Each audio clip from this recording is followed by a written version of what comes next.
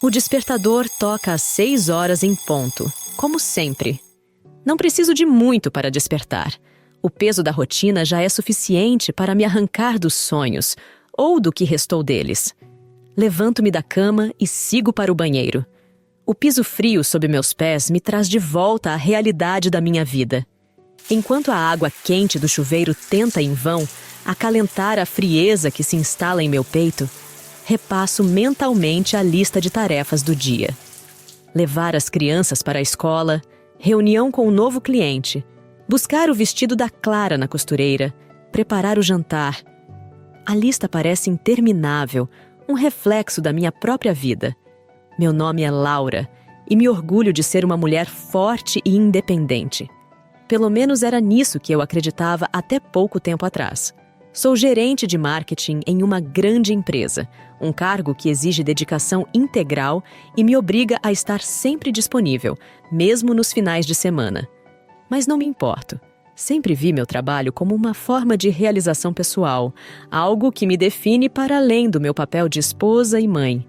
Meu marido, Miguel, é advogado em um escritório renomado na cidade.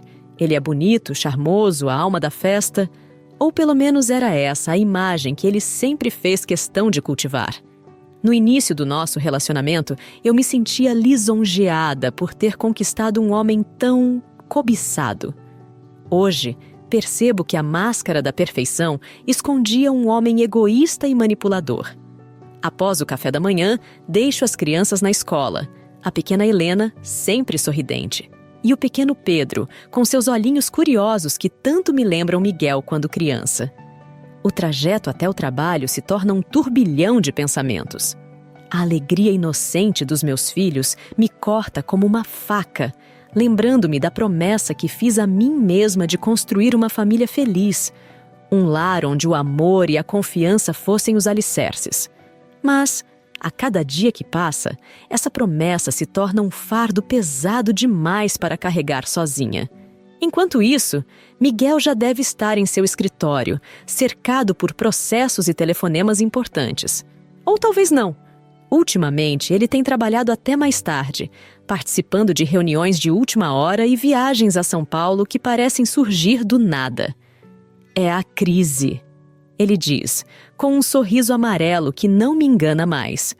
Precisamos manter nossos clientes satisfeitos. Você sabe como é? Sim, eu sei como é. Ou pelo menos achei que soubesse. Enquanto dirijo para o trabalho, meu celular vibra no banco do passageiro. Ignoro.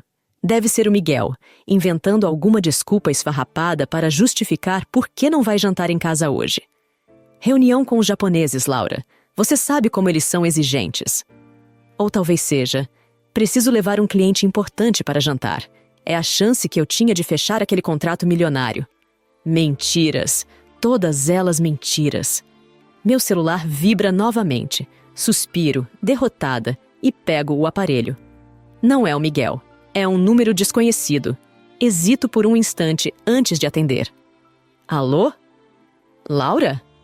A voz feminina do outro lado da linha é suave, quase um sussurro. Preciso muito falar com você. É sobre o Miguel. Meu coração dá um salto no peito. Quem é essa mulher? O que ela quer? Como ela sabe o meu número? Milhões de perguntas se atropelam em minha mente, mas nenhuma resposta escapa dos meus lábios. Permaneço em silêncio, paralisada pelo medo e pela incerteza. Eu sei que isso pode parecer estranho, mas eu preciso que você saiba a verdade sobre o seu marido. A voz dela treme, denunciando o nervosismo. Ele não é quem você pensa que é, Laura. Enquanto isso, em um café elegante no centro da cidade, uma jovem ajeita os cabelos loiros e retoca o batom vermelho, observando a movimentação pela vitrine. Seu nome é Bianca, e a ansiedade a corrói por dentro. Ela sabe que está prestes a fazer algo arriscado, talvez imperdoável. Mas o remorso é um fardo leve demais para competir com o amor que ela sente por Miguel. Um amor doentio, baseado em mentiras e traições, mas ainda assim, amor. Ele prometeu que ia se separar de você, que ia finalmente assumir o nosso relacionamento. A voz de Bianca corta o silêncio, trazendo-me de volta à realidade. Mas eu não aguento mais viver escondida, Laura. Merecemos saber a verdade. Enquanto Bianca fala, a figura de minha sogra, Dona Carmen, invade meus pensamentos. Uma mulher amarga que nunca escondeu a antipatia que sente por mim. Desde o dia do meu casamento com Miguel, ela tem feito de tudo para me controlar, para me colocar para baixo. Dona Carmen sempre me viu como uma ameaça, uma intrusa em seu reino de aparências e falsidade. E o pior, Miguel sempre pareceu se divertir com essa situação, como se a aprovação da mãe fosse mais importante do que a minha felicidade. Lembro-me de um episódio em particular, pouco depois de nos mudarmos para a casa que com muito esforço conseguimos comprar. Dona Carmen apareceu sem avisar, com suas malas espalhafatosas e um olhar de reprovação estampado no rosto. "É aqui que você está criando meus netos?" Ela disparou, com sua voz estridente que ecoava pelos corredores da casa ainda vazia. "Essa casa é um cubículo! Miguel, como você pode fazer isso com a sua mãe?" Naquela época, eu ainda tinha energia para lutar, para defender meu espaço e minha família. Mas os anos de convivência com Miguel e Dona Carmen me transformaram em uma sombra da mulher que eu costumava ser. A insegurança e a autopiedade se tornaram minhas companheiras fiéis, minando as últimas reservas de força que eu ainda guardava. E agora, diante da revelação bombástica de Bianca, sinto que estou prestes a desabar. O castelo de cartas que eu construí com tanto cuidado está ruindo ao meu redor, e eu não tenho forças para impedir. As palavras de Bianca pairavam no ar, pesadas como chumbo. Minha mente tentava, em vão, encontrar uma explicação lógica, um fio de sanidade em meio àquele turbilhão de emoções. Seria Bianca uma ex-namorada desequilibrada, disposta a tudo para destruir meu casamento? Ou seria a verdade, nua e crua, me encarando através da linha telefônica? Enquanto a dúvida me corroía por dentro, meus pensamentos voltaram no tempo, revisitando momentos que agora pareciam ter um significado diferente. As constantes reuniões de última hora de Miguel, as viagens a São Paulo que surgiam do nada, os telefonemas que ele atendia longe de mim, com um sorriso amarelo estampado no rosto. Na época, eu havia escolhido ignorar os sinais de alerta, cega pela confiança. Ou seria pela ingenuidade, que eu depositava em meu marido. Lembro-me de uma noite em particular, algumas semanas atrás. Miguel havia chegado em casa por volta das 3h da manhã, com um cheiro de perfume feminino impregnado em suas roupas. Quando o questionei sobre seu paradeiro, ele se irritou, acusando-me de ser controladora e desconfiada. "Você está exagerando, Laura", ele disse com a voz arrastada e o olhar evasivo. "Foi apenas um jantar com uns clientes importantes. Você sabe como é o mundo dos negócios." Na época, eu aceitei sua explicação, ou pelo menos fingi que aceitei. Afinal, questionar Miguel era como cutucar um leão com vara curta. Ele sempre tinha uma resposta na ponta da língua, uma justificativa plausível para suas atitudes. E eu, cansada de brigar, cansada de ser a chata da relação, acabava cedendo. Mas a conversa com Bianca havia despertado algo em mim, uma raiva fria, intensa, que se misturava à dor da traição e à frustração de ter sido enganada durante tanto tempo. Eu precisava de respostas. Precisava encarar Miguel e arrancar a verdade dele, por mais dolorosa que ela fosse. Enquanto isso, em sua sala no escritório de advocacia, Miguel falava ao telefone, sua voz sedutora e persuasiva em contraste gritante com a angústia que me corroía por dentro. "Sim, meu amor, já estou resolvendo essa questão da viagem." Ele fazia uma pausa, escutando a voz de Bianca do outro lado da linha. "Não se preocupe, dessa vez não haverá imprevistos. Vamos passar um fim de semana incrível juntos, só nós dois." Mal sabia ele que o castelo de mentiras que havia construído estava prestes a desabar. E eu, Laura, a esposa chata e desconfiada, seria a responsável por sua ruína. Os dias que se seguiram àquele telefonema foram um borrão de angústia e incerteza. A voz de Bianca ecoava em meus pensamentos, me assombrando como um fantasma. Eu me pegava repassando cada palavra dela, cada detalhe da conversa, como se buscasse encontrar uma falha, uma prova de que tudo não passava de um pesadelo. Mas a realidade se impunha de forma cruel. As atitudes de Miguel, antes facilmente justificáveis, agora gritavam sua culpa. Seus compromissos de trabalho se tornaram mais frequentes, suas viagens a São Paulo mais longas, suas reuniões de última hora mais suspeitas. Ele se movia pela casa como um estranho, sua presença física contrastando com a distância emocional que nos separava. Certa tarde, enquanto organizava alguns papéis antigos em meu escritório, me deparei com um extrato bancário que me fez gelar o sangue. Um cheque no valor de R$ 5.000, emitido em meu nome, havia sido descontado na semana anterior. Não me lembrava de ter feito aquele cheque.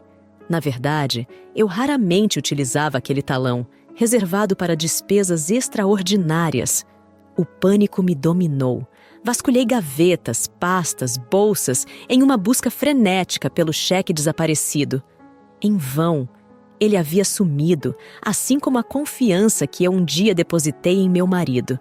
Naquela noite, o jantar transcorreu em um silêncio ensurdecedor. Miguel, alheio à minha perturbação interior, mexia no celular enquanto levava a comida à boca de forma automática. Eu o observava de forma minuciosa, buscando em seu rosto algum vestígio de culpa, de remorso. Mas ele parecia impassível, sua expressão neutra como a de um estranho. Após o jantar, reuni coragem e decidi confrontá-lo. Miguel, preciso falar com você sobre uma coisa importante.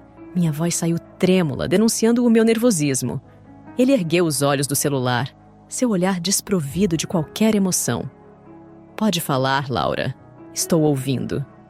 Encontrei um débito suspeito no extrato da minha conta. Um cheque no valor de R$ 5.000, que eu não me lembro de ter emitido. Miguel suspirou, como se estivesse cansado daquela conversa antes mesmo de ela começar. Deve ser algum engano do banco, Laura. Acontece. Ele voltou sua atenção para o celular, encerrando o assunto. Não, Miguel. Não é um engano. Eu conferi o extrato, a assinatura no cheque é minha, mas eu não fui quem o preencheu. Minha voz agora soava firme, embriagada pela raiva que começava a me dominar. Ele suspirou novamente, largando o celular sobre a mesa. O que você está insinuando, Laura? Sua voz era baixa, ameaçadora. Estou insinuando que alguém está roubando dinheiro de mim, Miguel. E esse alguém só pode ser você. O silêncio se abateu sobre a sala, pesado como uma sentença. O confronto que eu tanto temia havia finalmente acontecido. E a verdade, nua e crua, estava prestes a vir à tona. As palavras pairavam no ar, pesadas como pedras. Miguel me encarava, seus olhos escuros ardendo em fúria contida. O silêncio que se seguiu à minha acusação era ensurdecedor, amplificando o ritmo acelerado do meu coração. Eu podia sentir o suor frio escorrendo pelas minhas têmporas, enquanto meu corpo inteiro tremia em antecipação. Você está louca, Laura. A voz de Miguel era um sussurro gélido, cortando o silêncio como uma lâmina afiada. Como ousa me acusar de algo tão baixo? Não estou louca. Rebati, minha voz embargada pela indignação e pela mágoa. Eu vi o extrato, Miguel. Aquele cheque sumiu, e você é o único que tinha acesso a ele. Ele se levantou da cadeira num movimento brusco, derrubando seu copo de água no processo. O líquido se espalhou pela mesa, manchando a toalha de linho branco como uma metáfora cruel da nossa relação. Chega, Laura! Miguel vociferou, sua máscara de tranquilidade finalmente estilhaçada. Estou farto dessas suas paranoias. Você está sempre me controlando, me sufocando. Preciso de espaço para respirar. Espaço para respirar? As palavras escaparam dos meus lábios num fio de voz carregado de sarcasmo. É assim que você chama isso, Miguel? De espaço para respirar?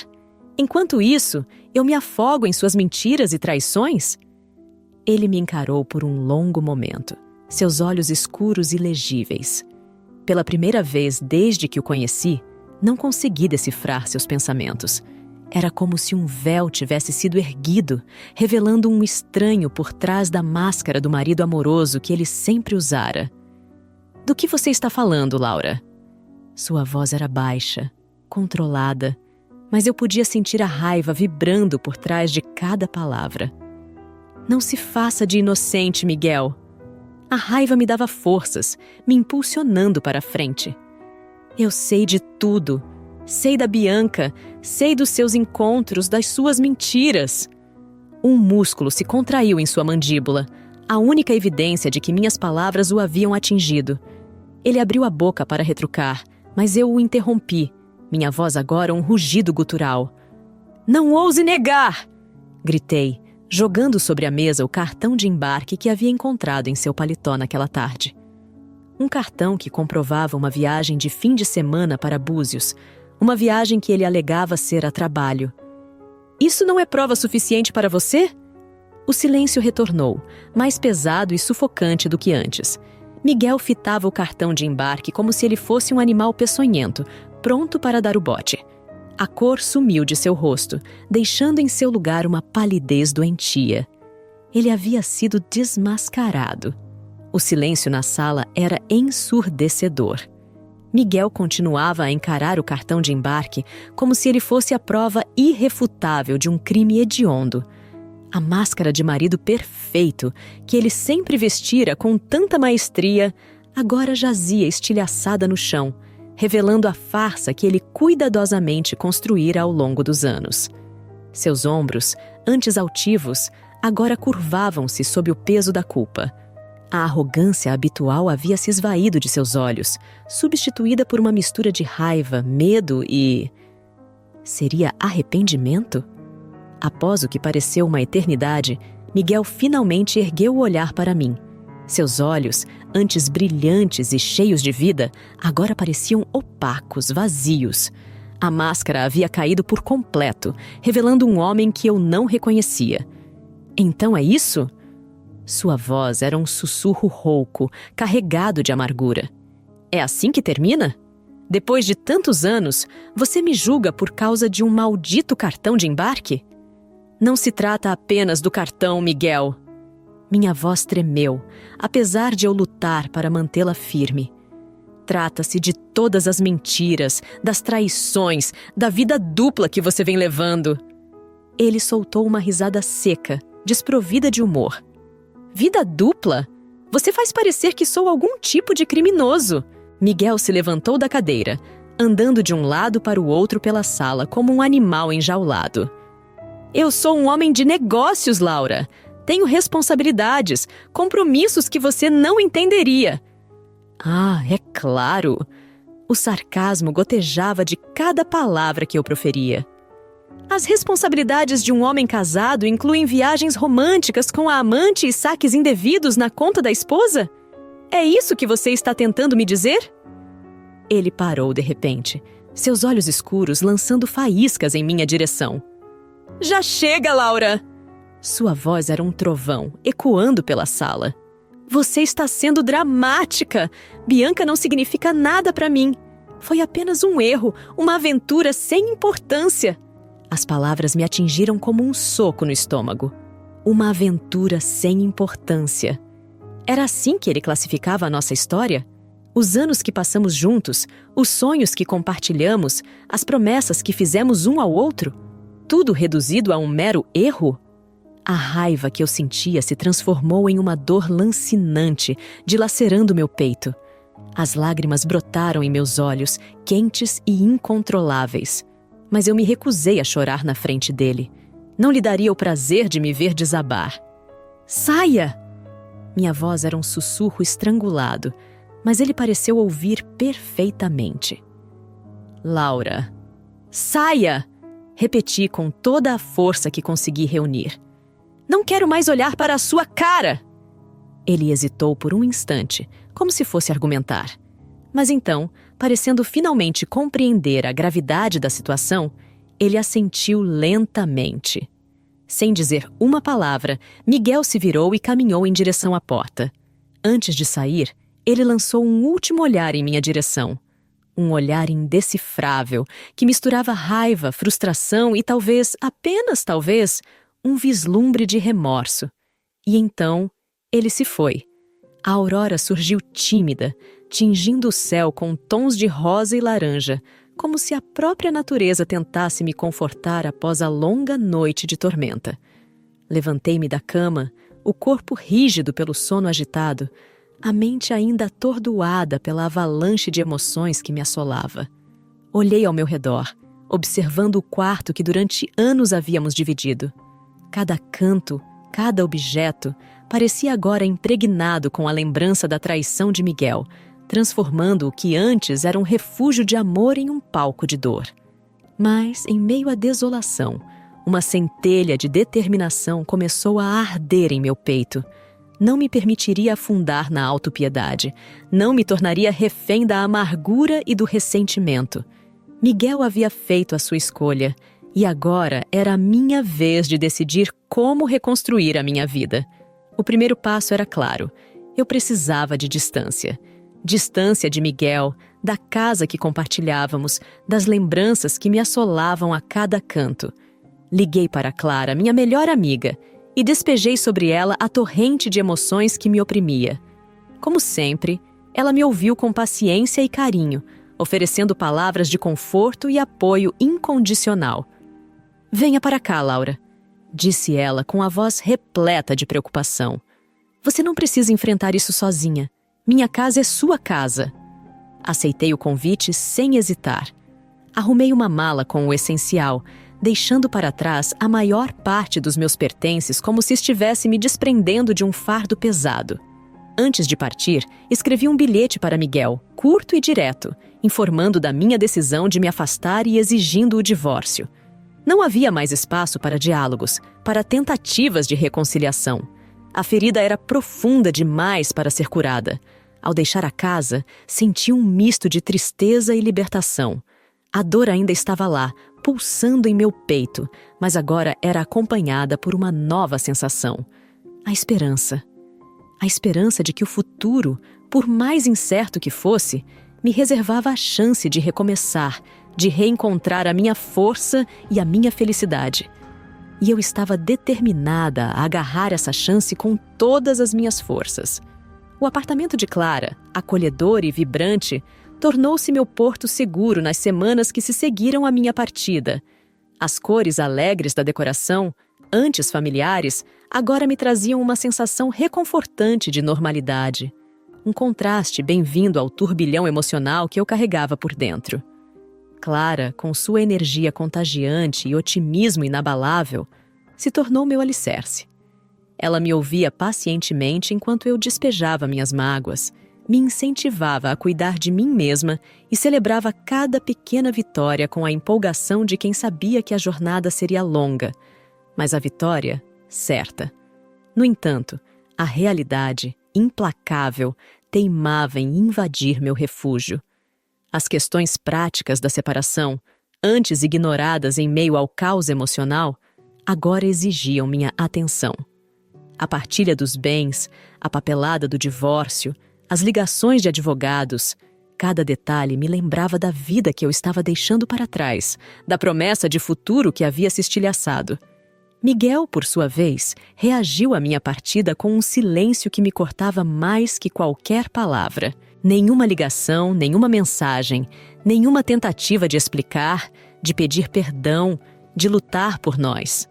Era como se ele aceitasse a derrota sem resistência, como se eu fosse um capítulo encerrado em sua vida, um incômodo a ser rapidamente esquecido. Sua indiferença, inicialmente interpretada como frieza, aos poucos se revelou como uma estratégia. Através de terceiros, descobri que ele havia assumido o relacionamento com Bianca, esfregando sua felicidade recém-conquistada na cara de todos que cruzassem seu caminho. Era como se ele quisesse me mostrar que eu nunca havia realmente importado, que era facilmente substituível, descartável. A raiva, antes adormecida, voltou a me consumir com a fúria de um incêndio. A vontade de enfrentá-lo, de gritar na sua cara toda a dor e humilhação que ele havia me causado, me consumia por dentro. Mas Clara, com sua sabedoria serena, me fez enxergar a armadilha em que eu quase caí. Não se rebaixe ao nível dele, Laura, disse ela com a firmeza de quem já havia enfrentado suas próprias batalhas. Você é melhor que isso. Não dê a ele o poder de te destruir ainda mais. Mostre que você é forte, que você vai superar essa fase e seguir em frente com a cabeça erguida. As palavras de Clara, embora duras, ressoaram em meu íntimo como um chamado à razão. Eu não me deixaria definir pela traição de Miguel. Não me tornaria uma vítima amargurada, consumida pelo ódio e pelo ressentimento. Eu me reergueria, mais forte e independente do que nunca, e mostraria a ele e ao mundo que a minha história não terminava ali. Os meses que se seguiram foram uma montanha russa de emoções. Havia dias em que a tristeza me esmagava, a saudade da vida que eu imaginava ter me corroendo por dentro. A lembrança de Miguel, antes reconfortante, agora me assombrava como um fantasma, lembrando-me da minha própria ingenuidade. Mas a cada lágrima derramada, a cada obstáculo superado, uma nova Laura emergia das cinzas da dor. Incentivada por Clara, retomei minhas aulas de dança, uma paixão antiga que havia sido deixada de lado em meio à rotina do casamento. O movimento do meu corpo, a música pulsando em minhas veias, se tornaram meu escape, um canal para liberar as emoções reprimidas e reconectar-me com a minha essência. O divórcio, apesar de doloroso, trouxe consigo uma sensação libertadora. A partilha dos bens, antes motivo de ansiedade, se tornou um símbolo da minha independência recém-conquistada. Comprei um pequeno apartamento, decorado com as cores vibrantes que sempre amei, um espaço só meu, onde eu podia finalmente respirar aliviada. A vida profissional, antes relegada a um segundo plano, ganhou um novo significado. Aceitei um novo desafio em uma empresa inovadora, onde minhas ideias eram valorizadas e meu trabalho reconhecido. A cada meta alcançada, a cada elogio recebido, a certeza de que eu era capaz de construir meu próprio sucesso, independente de Miguel, se solidificava em meu coração. Um dia, enquanto caminhava pelo bairro, me deparei com Miguel. Ele estava acompanhado de Bianca, os dois sorrindo, alheios ao mundo ao redor. Por um instante, a pontada familiar da dor ameaçou me dominar, mas algo havia mudado. Em vez do ressentimento e da mágoa, senti apenas uma profunda compaixão. Compaixão por ele, que se contentava com uma relação superficial, incapaz de reconhecer a profundidade do que havíamos vivido. E compaixão por mim, que havia perdido tanto tempo se culpando por uma traição que nada tinha a ver comigo, mas com a incapacidade dele de amar de forma verdadeira. Continuei meu caminho. O sol da tarde aquecendo meu rosto, um sorriso sereno despontando em meus lábios. A jornada havia sido longa e dolorosa, mas eu havia chegado ao outro lado, mais forte, mais sábia, mais dona de mim. O futuro, antes incerto, agora se abria à minha frente, repleto de possibilidades, e eu estava pronta para vivê-lo, de coração aberto, sem correntes, sem amarras, livre para amar e ser amada da forma intensa e verdadeira que eu sempre mereci.